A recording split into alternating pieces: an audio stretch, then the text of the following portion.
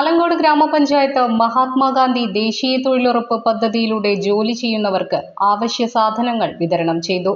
Valayamkulam KVM ഓഡിറ്റോറിയത്തിൽ നടന്ന പരിപാടിയിൽ ഗംബൂട്ട്, ഗ്ലൗസ്, ടാർപോളിൻ എന്നിവയാണ് വിതരണം ചെയ്തത്.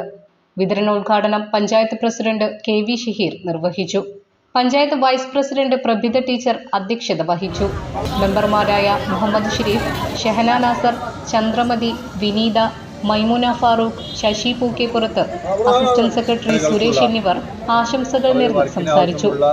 അക്രഡിറ്റർ എഞ്ചിനീയർ അബ്ദുൾ റൌഫ്, ഓവർസിയർ പ്രതീഷ് എന്നിവർ പരിപാടിക്ക് നേതൃത്വം നൽകി. ചടങ്ങിൽ തൊഴിലുറപ്പ് തൊഴിലാളികൾ, പഞ്ചായത്ത് ജീവനക്കാർ എന്നിവർ പങ്കെടുത്തു. നമുക്കറിയാം, നിരന്തരമായിട്ടുള്ള ഒരു ആവശ്യമായിരുന്നു ഇവരുടെ ഗ്ലൗസും അതുപോലെ ഗംബൂട്ടാനുള്ളത്.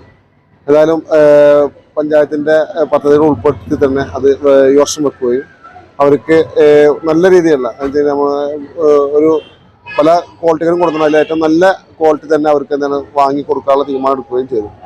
എന്തായാലും അവർക്ക് തൊഴിലാളികൾക്ക് എത്രത്തോളം ബുദ്ധിമുട്ടുണ്ടെന്ന് നമുക്ക് പല കാര്യങ്ങളും അറിയാം. അവർ ചെയ്യുന്ന പണികളും മറ്റവർ ചെയ്യുന്ന സ്ഥലങ്ങളും നമുക്കറിയാം. പല തോടുകളും അവർ ക്ലീൻ ആക്കുമ്പോൾ അവർക്ക് പല അപകടങ്ങളും ചിലപ്പോൾ ഉണ്ടാവാൻ സാധ്യതയുണ്ട്. ഉദാഹരണം പറയാൻ വെച്ചാൽ പല ആളുകളും